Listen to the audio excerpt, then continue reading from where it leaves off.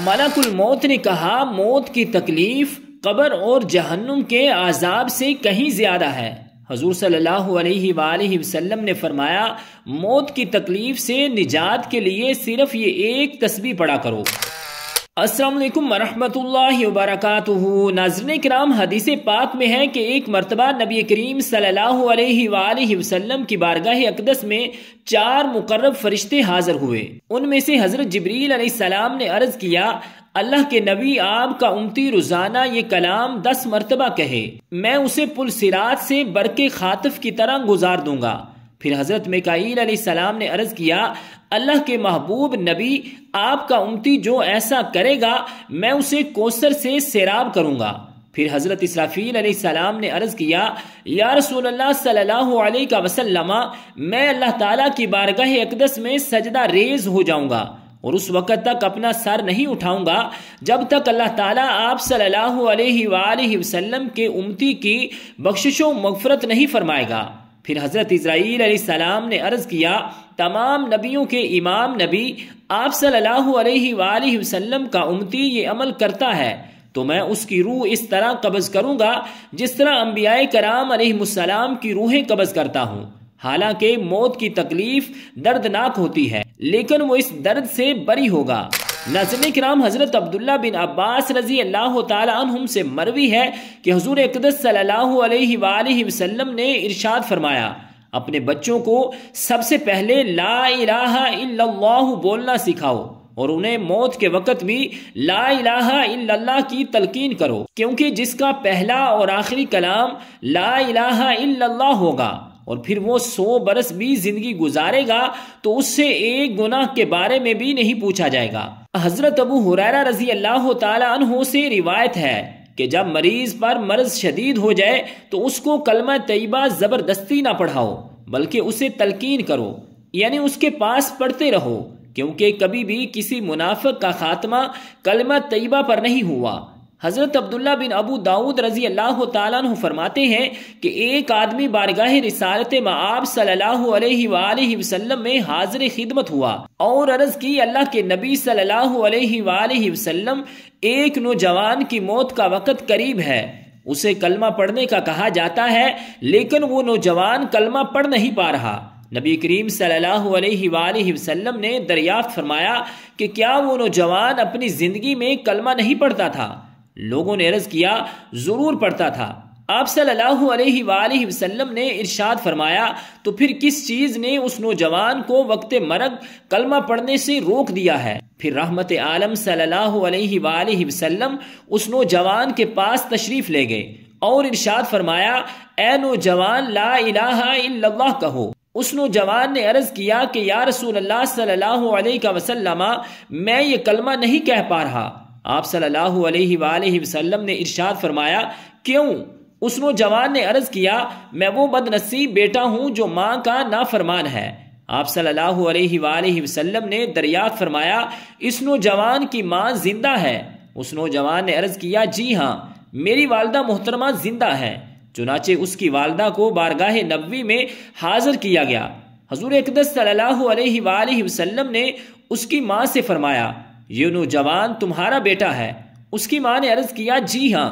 آپ صلی اللہ علیہ وآلہ وسلم نے ارشاد فرمایا اگر ایک زبردست آگ جلائی جائے اور تم سے کہا جائے کہ اگر تم اپنے اس بیٹے سے راضی نہ ہوئی تو اس نوجوان کو آگ میں ڈال دیا جائے گا تو تم اس وقت کیا کرو گی؟ وہ عورت روتے ہوئے عرض گزار ہوئی پھر تو میں اپنے بیٹے کو ضرور معاف کر دوں گی۔ آپ صلی اللہ علیہ وآلہ وسلم نے ارشاد فرمایا پھر تم اللہ تعالیٰ اور ہمیں گواہ بنا کر کہو کہ تم اپنے اس بیٹے سے راضی ہو گئی ہو۔ اس نوجوان کی ماں نے عرض کیا میں اپنے اس بیٹے سے راضی ہوں۔ پھر حضور اقدس صلی اللہ علیہ وآلہ وسلم نے اس نوجوان سے فرمایا اب لا الہ الا اللہ کہو۔ اس نوجوان نے لا الہ الا اللہ محمد الرسول اللہ کہا تو اللہ کے نبی کریم صلی اللہ علیہ وآلہ وسلم نے فرمایا تمام تعریفیں اس اللہ تعالیٰ کے لیے ہیں جس نے میرے طفیل اسے جہنم سے بچا لیا۔ ناظرین کرام، ایک آدمی کو وقت وفات کلمہ طیبہ پڑھنے کی تلقین کی گئی تو اس نے کہا میں نہیں پڑھ سکتا، کیونکہ میری نشست و برخاست ایسے برے لوگوں کے ساتھ تھی جو مجھے حضرت سیدنا ابو بکر صدیق رضی اللہ تعالی عنہ اور حضرت عمر فاروق رضی اللہ تعالی عنہ کو برا بھلا کہنے کا کہتے تھے۔ حضرت سیدنا ابو ہریرہ رضی اللہ تعالی عنہ سے روایت ہے کہ حضور نبی کریم صلی اللہ علیہ وآلہ وسلم نے فرمایا، ملک الموت حضرت اسرائیل علیہ السلام نے قبض روح کے وقت ایک شخص کے اعضاء چیر کر دیکھے لیکن کوئی نیک عمل نہ پایا، پھر اس کا دل چیر کر دیکھا تو اس میں بھی کوئی بھلائی نہ پائی، پھر جبڑے چیرے تو اس کی زبان کی نوک سے یہ آواز آ رہی تھی، وہ کہہ رہا تھا لا الہ الا اللہ، بس اسی کلمے کی وجہ سے اس کی مغفرت و بخشش کر دی گئی۔ ناظرین کرام، جب بندے کی موت کا وقت قریب آتا ہے تو بائیں جانب والا فرشتہ دائیں جانب والے فرشتے سے کہتا ہے نرمی کر، دائیں جانب والا کہتا ہے نہیں کروں گا، ہو سکتا ہے یہ سختی دیکھ کر کلمہ طیبہ پڑھ لے تو میں اسے لکھ لوں۔ حضرت سیدنا ابو ہریرہ رضی اللہ تعالی عنہ اور حضرت سیدنا ابو سعید خدری رضی اللہ تعالی عنہ سے مرفوعاً روایت ہے کہ جس نے وقت وفات یہ کلمات کہہ لیے آگ اسے کبھی بھی نہ جلائے گی۔ وہ دعا یہ ہے لا الہ الا اللہ واللہ اکبر ولا حول ولا قوت الا باللہ العلی العظیم، یعنی اللہ تعالیٰ کے سوا کوئی عبادت کے لائق نہیں، اللہ تعالیٰ سب سے بڑا ہے اور نیکی کی قوت اور گناہ سے بچنے کی طاقت بلند عظمت والے رب العالمین ہی کی طرف سے ہے۔ حضرت سیدنا سعد بن ابی وقاص رضی اللہ تعالی عنہ سے روایت ہے کہ حضور نبی کریم صلی اللہ علیہ وآلہ وسلم نے ارشاد فرمایا، کیا میں تمہیں اللہ تعالیٰ کا اسم اعظم نہ بتاؤں؟ حضرت یونس علیہ السلام کی یہ دعا لا الہ الا انت سبحانک انی کنت من الظالمین، یہ اسم اعظم ہے۔ جس شخص نے مرض وفات میں اسے 40 مرتبہ پڑھ لیا اور پھر اسی میں وفات پا گیا تو اسے شہید کا اجر دیا جائے گا، اور صحت یاب ہو گیا تو ایسا ہوا کہ گناہوں سے پاک صاف ہو چکا ہوگا۔ ام المؤمنین حضرت سیدہ عائشہ صدیقہ رضی اللہ تعالی عنہا سے مروی ہے، آپ فرماتی ہیں کہ اپنی مجلس کو حضور اکرم صلی اللہ علیہ وآلہ وسلم پر درود پڑھنے سے مزین کرو۔ ناظرین کرام، ایک عورت حضرت حسن بصری رحمت اللہ تعالی علیہ کے پاس آئی اور عرض کی کہ میری بیٹی فوت ہو گئی ہے اور میں اسے خواب میں دیکھنا چاہتی ہوں۔ حضرت حسن بصری رحمت اللہ تعالی علیہ نے اس سے فرمایا 4 رکعت نفل عشاء کی نماز کے بعد اس طرح پڑھ کہ ہر رکعت میں سورۃ فاتحہ 1 مرتبہ اور سورہ کوثر 1 مرتبہ، پھر نبی کریم صلی اللہ علیہ وآلہ وسلم پر درود شریف کا نذرانہ پیش کر۔ اس عورت نے ایسا ہی کیا۔ خواب میں اس عورت نے اپنی لڑکی کو دیکھا کہ وہ عذاب میں مبتلا ہے، جسم پر گندک کا لباس ہے، ہاتھ بندھے ہوئے ہیں اور پاؤں میں آگ کی زنجیر ہے۔ جب وہ عورت بیدار ہوئی تو صبح سارا خواب حضرت حسن بصری رحمت اللہ تعالی علیہ کو سنایا۔ آپ نے فرمایا صدقہ کر اور نبی کریم صلی اللہ علیہ وآلہ وسلم پر درود کی کثرت کر۔ حضرت حسن رحمت اللہ تعالی علیہ اسی رات سوئے تو عالم خواب میں اپنے آپ کو جنت میں پایا۔ آپ نے دیکھا کہ ایک خوبصورت تخت پر ایک حسین و جمیل عورت سر پر نورانی تاج پہنے بیٹھی ہوئی ہے۔ وہ آپ سے کہنے لگی کیا آپ مجھے جانتے ہیں؟ آپ نے فرمایا نہیں۔ تو اس لڑکی نے کہا میں وہ لڑکی ہوں کہ جس کی ماں کو آپ نے آج صدقہ اور درود کی کثرت کرنے کا حکم دیا تھا۔ آپ نے فرمایا تیری ماں نے تو تیری اچھی حالت مجھے نہیں بتائی تھی۔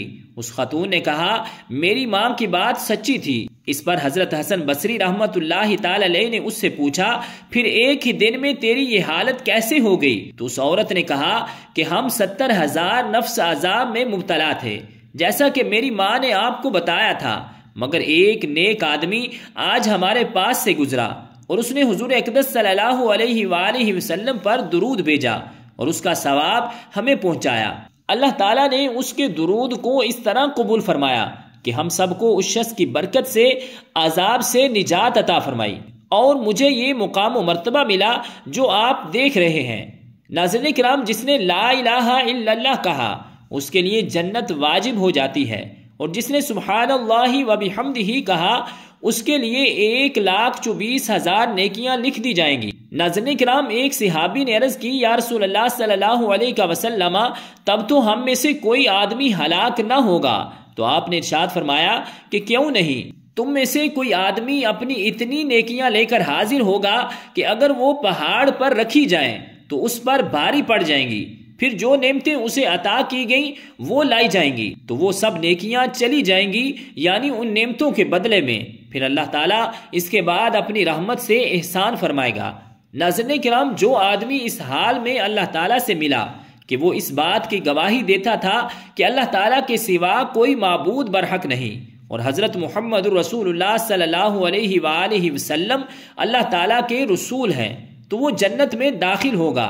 لا الہ الا اللہ ایسا کلمہ ہے جو اللہ تعالیٰ کے ہاں بہت معزز ہے، اور اس کے لیے اللہ تعالیٰ کے ہاں ایک خاص جگہ تیار کی گئی ہے اور سجائی بھی گئی ہے۔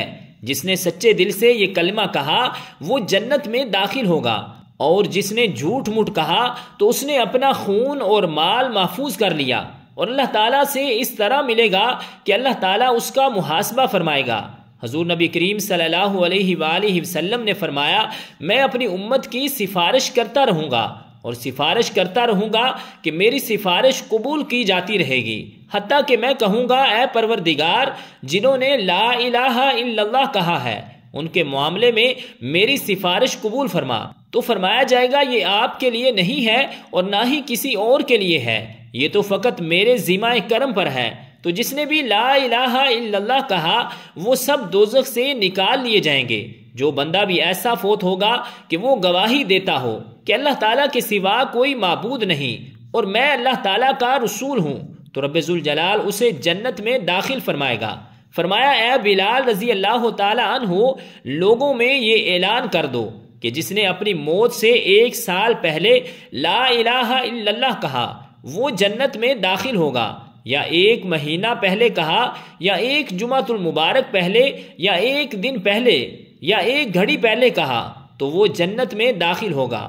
حضرت بلال رضی اللہ تعالی عنہ نے عرض کی کہ تب تو لوگ اس پر بھروسہ کر بیٹھیں گے، تو آپ نے ارشاد فرمایا کہ اگرچہ وہ اسی پر بھروسہ کر بیٹھیں۔ آپ صلی اللہ علیہ وآلہ وسلم نے فرمایا جس نے اس بات کی گواہی دی کہ اللہ تعالیٰ کے سوا کوئی معبود نہیں تو اللہ تعالیٰ اسے دوزخ پر حرام فرما دے گا اور اس کے لیے جنت واجب ہوگی، اور اپنے اس رب کی طرف بلایا جائے گا کہ جسے تو اس وقت پکارتا ہے جب تجھے کوئی تکلیف پہنچتی ہے تو وہ اس تکلیف کو تجھ سے دور کر دیتا ہے، اور جسے تو اس وقت پکارتا ہے کہ جب تو کسی بے آب و گیا زمین پر راہ گھوم کر بیٹھتا ہے اور وہ تیری اس پکار کا جواب دیتا ہے، اور جسے تو اس وقت پکارتا ہے کہ جب تجھے قحط آ لیتا ہے تو وہ تیرے لیے پیداوار اگاتا ہے۔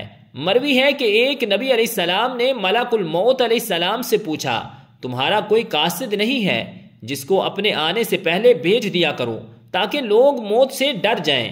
ملک الموت حضرت اسرائیل علیہ السلام نے جواب دیا باخدا میرے پاس کثیر قاصد ہیں، مثلا بیماریاں، بالوں کی سفیدی، بڑھاپا، دیکھنے سننے میں فرق آ جانا۔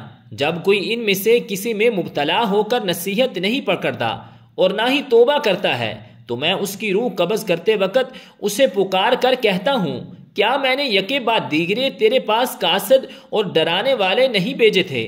بس اب میں آخری قاصد ہوں، میرے بعد کوئی قاصد نہیں، اور میں آخری ڈرانے والا ہوں، میرے بعد کوئی ڈرانے والا نہیں۔ جب آدمی کسی بیماری میں مبتلا ہوتا ہے تو ملک الموت حضرت اسرائیل علیہ السلام کا قاصد اس کے پاس آتا ہے، حتیٰ کہ جب وہ مرض الموت میں مبتلا ہوتا ہے تو ملک الموت حضرت اسرائیل علیہ السلام خود اس کے پاس تشریف لا کر فرماتے ہیں تمہارے پاس پے در پے قاصد اور ڈرانے والے آتے رہے لیکن تم نے ان کی کوئی پرواہ نہ کی، اب تمہارے پاس ایسا قاصد آیا ہے جو دنیا سے تمہارا نام و نشان مٹا دے گا۔ حضرت سیدنا جابر بن عبداللہ رضی اللہ تعالیٰ عنہ روایت کرتے ہیں کہ حضور سرور عالم صلی اللہ علیہ وآلہ وسلم نے ارشاد فرمایا بنی اسرائیل کی باتیں کیا کرو کیونکہ ان کے بہت عجیب و غریب واقعات ہیں۔ پھر خود ہی ہمیں ایک واقعہ بیان فرمانے لگے کہ بنی اسرائیل کی ایک جماعت قبرستان گئی تو مشورہ کیا کیوں نہ ہم 2 رکعت نماز پڑھ کر اللہ تعالیٰ سے دعا کریں کہ وہ ہمارے لیے کسی مردے کو زندہ کر دے تاکہ ہم اس سے موت کے بارے میں پوچھ سکیں۔ چنانچہ انہوں نے ایسا ہی کیا تو اچانک ان کے سامنے ایک کالے رنگ والا شخص نمودار ہوا جس کی پیشانی پر سجدوں کے نشانات تھے۔ اس نے کہا تم لوگ مجھ سے کیا چاہتے ہو؟ مجھے مرے ہوئے 100 سال ہو چکے ہیں، مگر آج بھی موت کی گرمی مجھ سے دور نہیں ہوئی، لہٰذا تم دعا کرو کہ اللہ تعالیٰ مجھے میری پہلی حالت پر لوٹا دے۔